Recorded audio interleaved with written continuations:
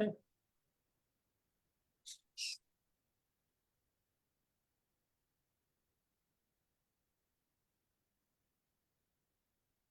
I think it went through. Any sign? I think so. Yep, says Facebook. We're live. Okay. Okay. Welcome to Quantum Leap, folks, with David and Corey. And this is actually our second to last show. So we're going to kind of treat it like our last show because we're going to do just a couple different things next week, but we may recap on something we don't get to this week. But first, I just wanted to introduce my esteemed co-host, Corey Knott. Corey, if you don't mind just telling us who you are and your business, the you Hey got. everyone, I'm Cory Knott, and I am a business coach with Take Wing Coaching, co-owner there, and focus specifically on business partnerships. So I work, they call me like a business life coach for people who want to work together. Oh, great. And yeah, I was going to say, I liked your shirt earlier. I think the blues and the grays are great for business. So I think they work good on the podcast too. People often ask me what to wear in video. So Yeah, just a little it's quick a nice tip. shirt. It's Yeah. actually just a Costco shirt, but you know, Yeah. You can find great stuff at Costco. I've yeah, online they work great, and but in person I like to dress up a little more. yeah. Yeah. I hear you. It's hard to tell the texture as much online. Um, okay. Well, we're gonna just do kind of a recap today of the show, kind of where we've been, and we're going to be doing some new things in the fall that we're not going to we haven't finalized that stuff yet, but we're going to kind of tease some of that. But first, I just wanted to if you're just kind of tuning into the show first this season, we've been at it for about 3 years or so, and we really focus on business development issues, how to make your small business or your business successful. And it's showcasing success principles, practices, and knowledge, sharing impactful stories of entrepreneurs to kind of demonstrate how this stuff works in real life and imparting key wisdom, knowledge, anecdotes, and other info to inspire business owners' success. So I was just going to see if how you see this show, Corey, and I know some of this stuff I like to put out as little highlights or tidbits. If there's any anecdotes or things that you see that you like about the show or that as a kind of a shorthand way to describe what we do here. Yeah, well, I like that we do this pretty much weekly, and it's enjoyable to bring people on and have conversations with them about what they're doing in their business. And it's always inspiring week to week to hear what's going on and also to have conversations about what we could all be doing better. So I think it gives me a focus for my thinking and hopefully for others as well. Yeah, no, I agree. And I do think the weekly thing is a nice aspect. I figured if Earl Nightingale, kind of a somebody who I admire, could do a radio show 5 days a week, we should at least be able to do it once a week. So the show notes, even though you kind of things when they get a little bit crazy, it can be hard to get everything, but there's no shortage of content. And I just love the range of stuff that you're into and that we both have is also common ground. So I feel like we have no shortage of great stuff to talk about, but also to break new ground. And we're going to be talking about a little bit more about that. I want to get some thoughts from you, but I first wanted to kind of just recap some of the key themes of the show. I love to think of things in terms of themes as you talk about visual arts and video. I often think about things in themes and our businesses in terms of themes of how to sell them. And when I was doing that today, I really realized that these themes are really so closely related to core values that they're almost exactly the same in some things, but there is a difference. But I was looking at this show and my business core values, and they were the same, like the key things we talk about: collaboration, vision, justice, knowledge, and excellence. And maybe not all those things to the same degree, but I think on this show, what we really focus on are the collaboration, vision, and knowledge. So, you're a big believer in knowledge and kind of acquiring new knowledge and how you put that um to use, but then also looking at B&I's core values, givers gain, building relationships, lifelong learning, traditions and innovation, positive attitude, accountability, and recognition. And I almost went through those are my business and B&I core values, and that pretty much sums up the show. So it kind of was a nice way to explain it. And I was just gonna say, really the belief that which I call actually a radical belief in my book, that you will be successful if you do the right things to be successful and never give up. And I know there's always barriers, but if we keep working, we will get there one way or another. And we got to do a lot of changes there. But I was just going to open that up to you to talk about any of those values as you see as key to this show or really key to business in general, and what you thought of my assessment there.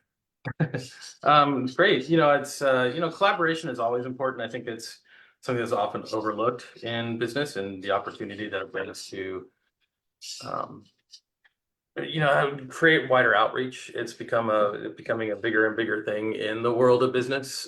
We do talk about co-creation, but I think just even collaboration, and shared marketing and opportunities to find growth and even share where there's issues with business, right? If you've got a bigger project than you can handle, if you've got a collaborator that can make a big difference, and so it's laying the groundwork. And I think it's great to that we hear from various entrepreneurs and throughout our seasons here, and also hear their vision and their depth of knowledge of their business. It's not something that many people necessarily get to hear about other businesses. I know I've lived in B&I for so long that I feel like I know so many other businesses and how they run, but it's not something that everybody gets involved with as we do. Yeah, and they're almost a bit like some of the one-to-ones we do in business. We don't, you can speak more freely kind of in one-to-ones with business owners. But I remember when I first joined BNI, there's so many interesting things that people share that I feel like it's great that we can kind of share that on the air now. If you give them a heads up, like, hey, like, what's your secret to success? Or so many business owners around us have the just a unique or exciting philosophy or way of looking at things that that's really inspiring to me. Kind of keeps me going sometimes when I hear them you know say things. Right. So, um I was gonna say, let's see here. Okay, so the show really, and we've said this before, but I'm kind of just doing a little bit of a recap. I say it's kind of loosely modeled after Earl Nightingale's seminal radio show from the 1960s, which was really a landmark show and that kind of created the whole self-help industry in modern sense. And it was great to explain the show. Well, I thought one anecdote or a way to explain the show is to summarize some of the key books and thoughts that we talk about on the show. And I know we go over a lot of books. At times we even did that book study this year, which was a new thing, which I actually really liked to talk about. We did even 2 episodes on this Think and Grow Rich book earlier, if you remember that, which we had no shortage of things to talk about, kind of themes. But so I was just going to kind of briefly run through a few of those just to recap. I mean, people call this the Bible of kind of business development, but there's also somebody kind of new who I know you've probably known about for a while, but Jesse Schmidt with TNT Strength turned me on to this Donald Miller, who's a great marketer for small business about how to talk about your business. So this building a story brand, I think this is kind of a landmark book, and this is really a simple book about how to grow your small business, but it's like that airplane analogy, which I think you you gravitate towards some of your materials about this balancing act that we have to do as entrepreneurs, really with sales. I don't know if I can get to the photo in time of all the things. I was going to share the airplane analogy. I'll have to do that in the recap, but we have kind of balance a number of good things. And if there's one thing that's not going wrong, that can really sink your business. Um, and success principles is Jack Canfield. We have a lot of people in our network who've taught kind of really admire him. I mean, he's kind of one of the most famous small business gurus out there. And, since this was written in like the early 2000s, you probably heard about this when it first came out, Corey, but that's another book. I think if people are going to get one book as a small business owner to pick up, and then of course the Earl Nightingale book. This is actually from his radio shows, The Essence of Success. So I've listened to this several times on Audible, and I think it's a key book. But um, I don't know if there's. I was going to see if you had any other thoughts on books that were really kind of that kind of like landmark book that explains a lot about what we're trying to do as entrepreneurs, or maybe addressing like an individual, a key aspect that's kind of often overlooked, like maybe mindset, or you talk about mind sonar. Maybe it's a tool out there which I see as like mind sonar, because I mean I think anything that's like more than a book is also important, because you really have to dig down. That's what I don't know if you could briefly describe mind sonar or any other kind of hands-on or coaching tools that you think are. Yeah, I mean, we can definitely talk some assessment tools. I think there's always that value in self-leadership of know thyself. And so there's many different tools out there, and that's something we can cover. And then there's also just the changing market conditions. I think I don't think we necessarily need to talk a whole lot about those, but small solo business owners, sometimes we have to look at what's changing.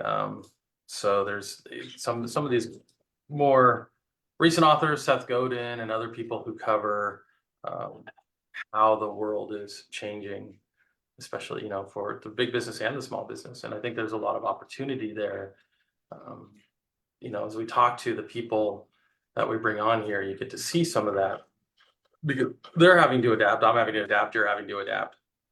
And AI is definitely going to be bring another big change. And maybe looking at some books on collaboration, right? There's the new Ivan Meisner book on co-creation, but even just collaborative books. Mike Macedonio is the world's best known marketing secret, has some really good collaborative tools in it for people that, just step by step, not just how to build your referral marketing, but how to find other ways to collaborate with people in your industry so that you can either build a referral network or cross market or just have a stronger network, especially in times when we need a stronger network.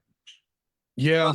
Really good opportunities out there. Sadly, in my space, like in Mindsonar and so on, there's not a lot of good books on NLP that I have found that are easy to kind of digest. There's a lot of books, and like the one that's the backbone for Mindsonar is called Mastering Communications, but it's translated from Dutch. It can be a bit of a challenge.